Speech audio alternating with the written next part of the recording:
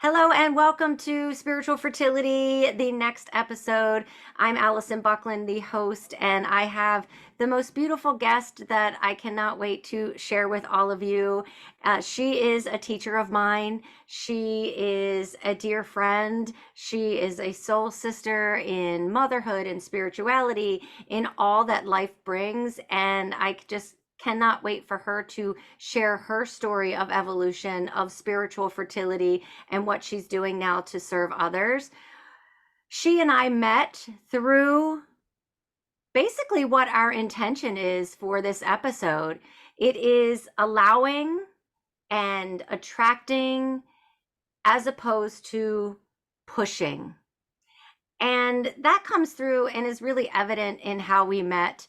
I first came in tune with Reiki. I was hearing the word and became more curious about what Reiki was, experienced it for myself. But in the back of my mind, I knew that Reiki was something that I wanted to learn so that I could help myself and then in turn help others down the line. And a couple summers ago, it was time for me to learn Reiki. And so I took to the interwebs and the lovely Google and typed in Reiki teacher near me.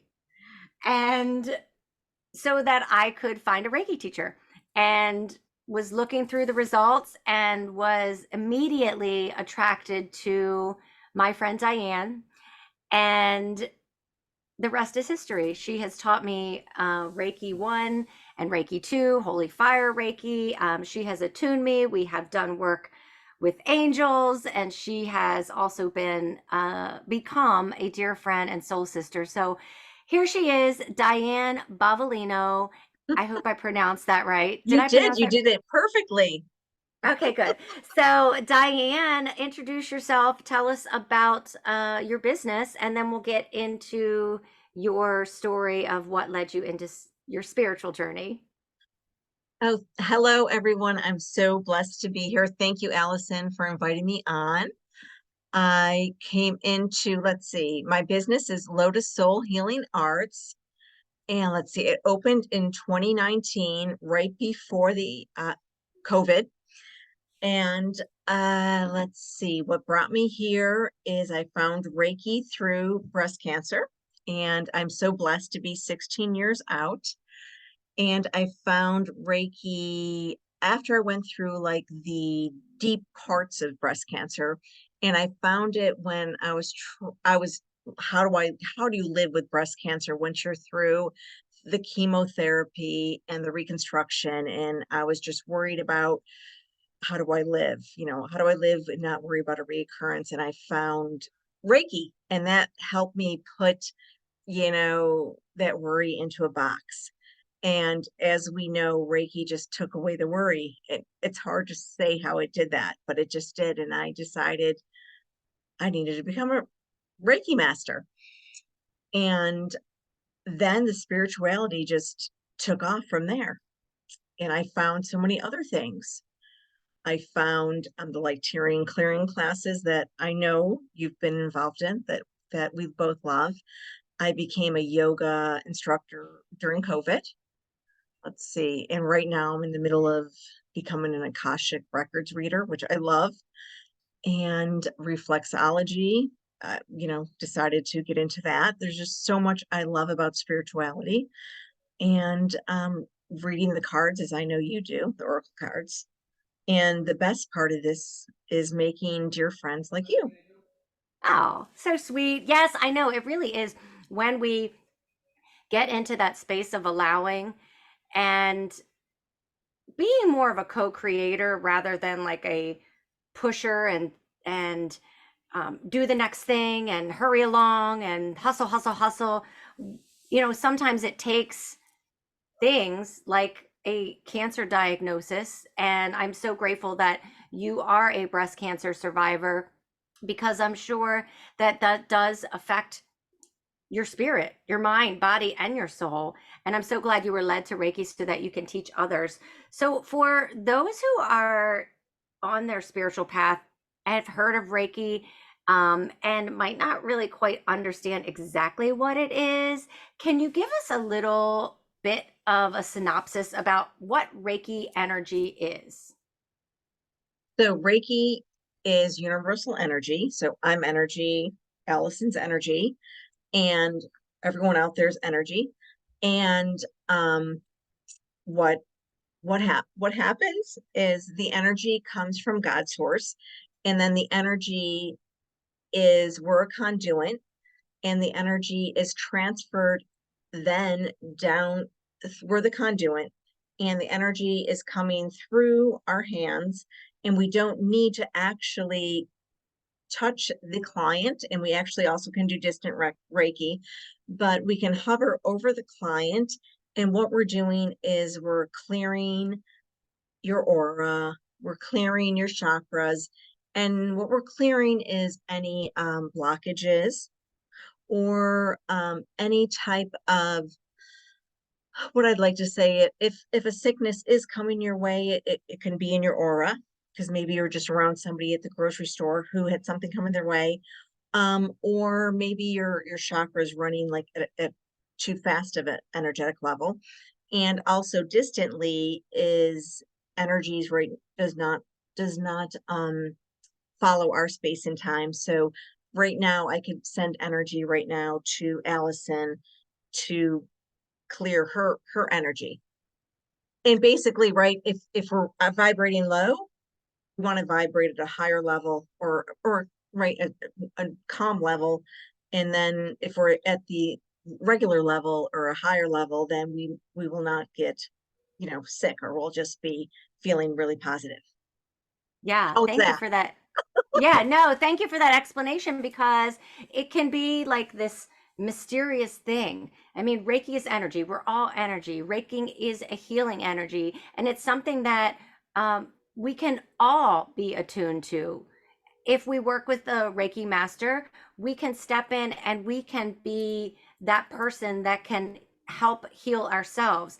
I know for me, my purpose in learning Reiki and what I've used it for mainly is for myself, is to work on myself, to put my hands on my own body and work through my chakras and heal. And then also to be able to be used for others. How I've used Reiki, one example, I work with kids, I work in school, and I remember just if kids get hurt, little things here and there, this happens. I fall down on the playground. And I'm like, come here, Mrs. Bucklin, let me do some of my magic. And I will quickly, do some symbols in my hands and give them Reiki on their spot, not even touching them, just like hover over. And it's so cool to be able to be that conduit, to be able to give that energy. And I have 100% success rate, by the way. It does, little Yes. kids, they're like, I'm like, does it feel better? Yes, it does. Um, that's awesome. And so with Reiki healing, is that something that you practice on yourself? And how often do you do it for yourself?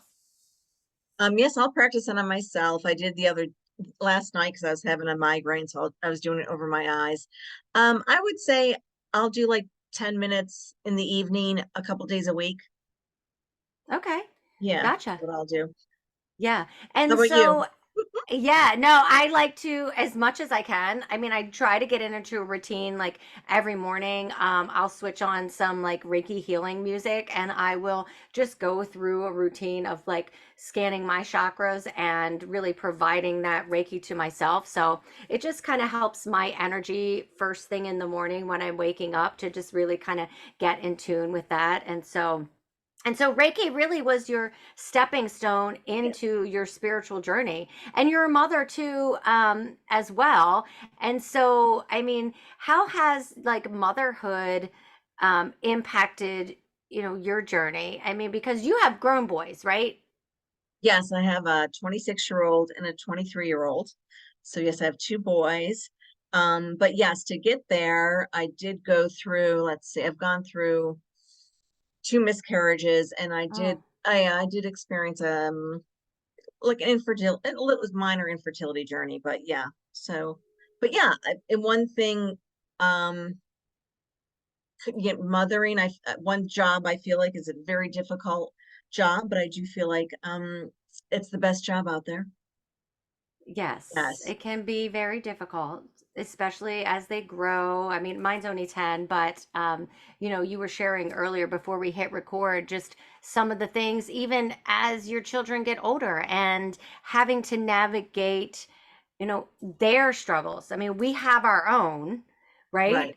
But having to navigate their struggles Yes, and find that balance between like our life. loving, Yeah. right, and loving and helping and not being so codependent and having those boundaries that come into play along the way. Yeah. Yeah, and I know one thing for me is I've had to read that boundary book a lot. You know, boundaries is not the easiest thing I know for me. So yeah, honestly, as a Me mother at neither. least. Yeah, Right, yeah, right. yeah.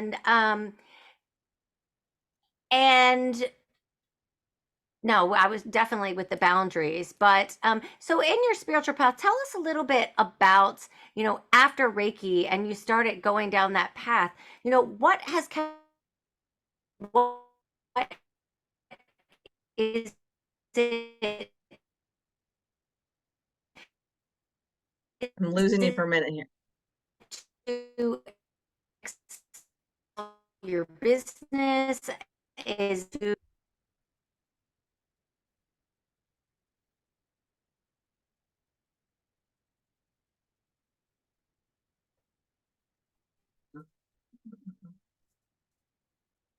are you, can Or you might you be coming hear back now. me? No, I'm losing you. I've lost you. You're frozen. I'm frozen. You're frozen. Oh, now you're back. Now you're back. You're kind of back. Oh, now I just have myself. Oh no. What do you want?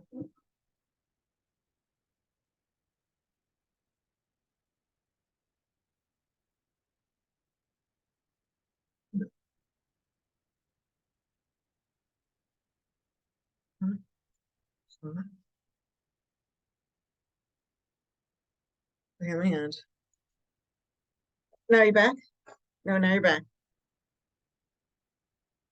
Yeah. Or maybe come back in. Ah, Now hi. you're back. Okay. I think I was connected to the wrong internet the whole time. Okay. That's okay. We'll edit it. I'll edit all of that fun stuff out. Okay. Oh, I don't even remember where we were. We were talking about boundaries, motherhood. boundaries, motherhood, and then, oh, like your spiritual evolution. So you started Reiki, and what was that like as you moved through it? Tell me about like your timeline, and where did you just keep being curious for any specific reason, or was it just something internal and that pull that you felt to continue studying and learning more about your spiritual path? Yes, it was just, yeah, yes, to keep on learning and keep on increasing my skill set. Just just keep on digging deeper and deeper.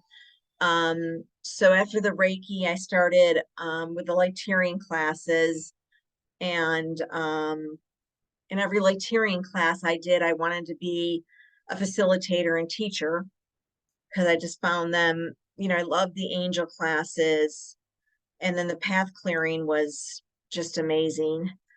Um, and then while I was doing those classes, I always wanted to be able to read the oracle cards, the tarot cards, and I just taught I just taught that myself. And then with some online classes. And the one thing about Reiki is it opens your third eye.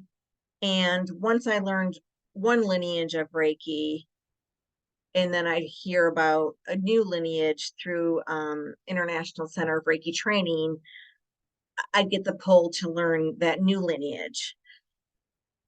So then I just wanted to be able to know that. And then if I was going to teach it, I wanted to make sure I knew all of the lineage to share that with any students that came my way.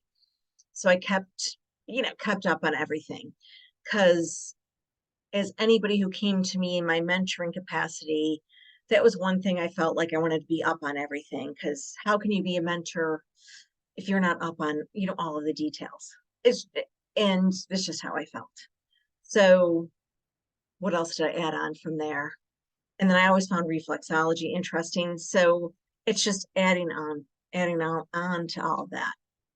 Yeah. And And then, this, yeah, I always wanted to learn about the Akashic records. That's always been in my head. And it just, until though you found the right teacher or that right call to you.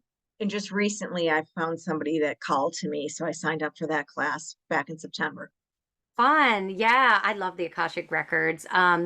I was just talking about that with my guest last week. It's so just interesting, and like how this library of our soul and how we can just be attuned to communicating with record keepers, not only for ourselves, but through the process of others for sure. But this entrepreneurial journey is not for the faint of heart. I know that. But did you always, I think in the past during our conversation, you've shared with me that you kind of had the nudge you would be an entrepreneur, but you did not take that path right away because you're getting ready to retire at some point in the near future. So tell me about like starting a business. So you learn Reiki, right? And you decide Right. to be a teacher and you help yourself with the breast cancer. But what made you decide to turn that into a business?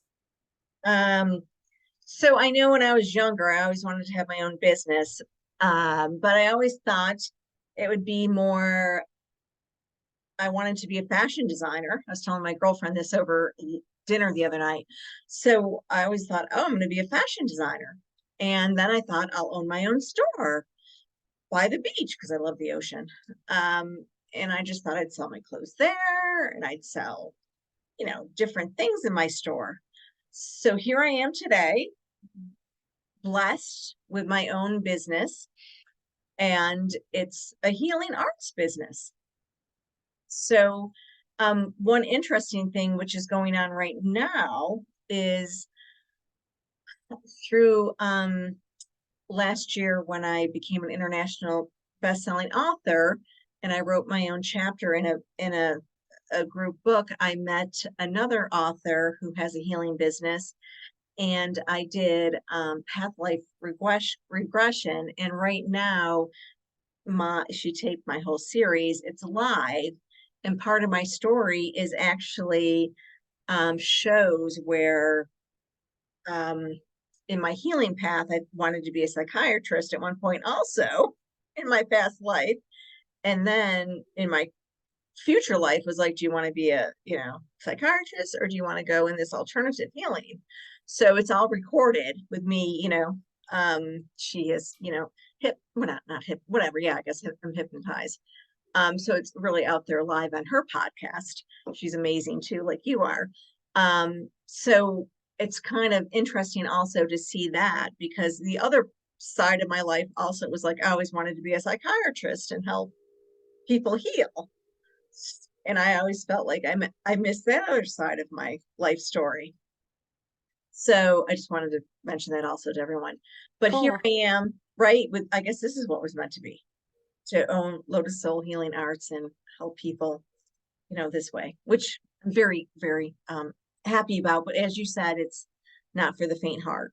But Mm-mm. we're, but with our intention, and you and I've met, it's working.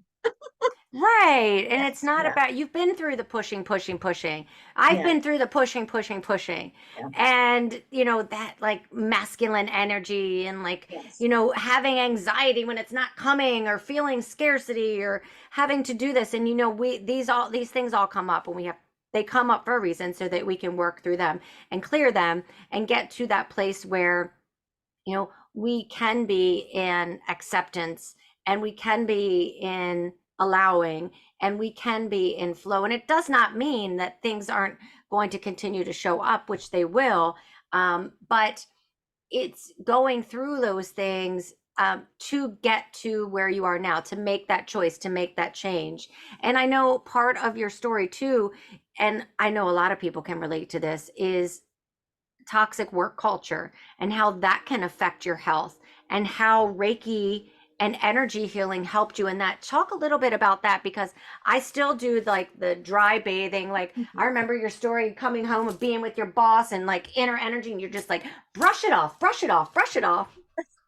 You're so cute. Um, yes, yeah. So I never had migraines before.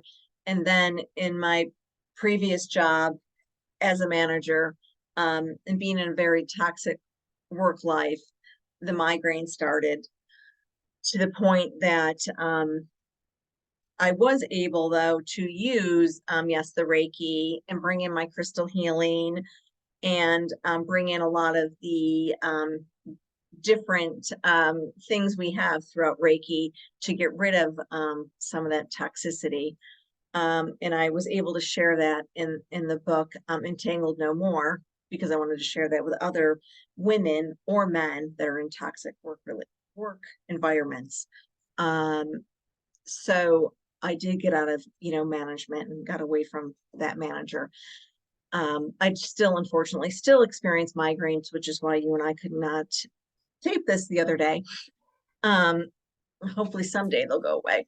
Yes. So, but yes, I'm so happy, though, that I learned the Reiki, and I can at least, I know I've had many different women somehow come to me in my office that I've been able to share, that they've been able to share their stories with me, not knowing that I've had the same story as them.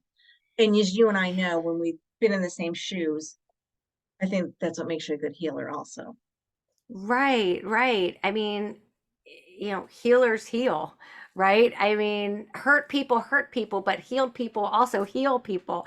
I mean, it is just, it goes into that. I mean, and especially those that with empathy, which leads me to my next topic, because this is something that I do not think people are aware that they are. And I think that there are a lot more people than we think that are empaths, that Right. really can take on other people's energy and their vibration without even knowing it. And why it's very important to set boundaries, not just physical boundaries, but energetic boundaries. So that's what being an empath is. And you and I are both empaths, and Yes. there are probably many women and men listening to this who are like, wait, what is that? So just share a little bit about being an empath, and what steps one can maybe take to be mindful of what energy is theirs and what energy might be others. So an empath, a couple signs of being an empath is, do you need alone time every day, which I know I do. Do you find that if you're scrolling on Facebook or Instagram, and there's anything about animals, literally, or a sad story about anyone, that literally your body starts to hurt? Because I know I do, to the point that, like, I need to put the phone away. Um, do you go to it? I used to go to parties, and I thought, you guys, that I had social anxiety, because I'd go in the room and there'd be so much noise and so many people that I could not communicate. But really, what it is you're an empath, and you're taking on all this, the energy from folks. So it's just too much sensory input.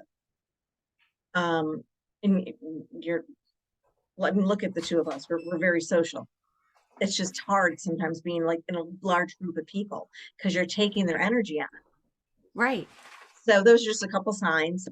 Um, there's more signs, but those are a couple. So some things you can do is envision, right? Like there's like a bubble around you. Like there is, we can put an energetic bubble around ourselves. We're not envisioning it. So this way, you're protected, and that you are energetically protected by all of their energy. And then when you come home, you don't need selenite. Actually, I happen to have some right here. but you don't need the selenite like I have. You can pretend your pen.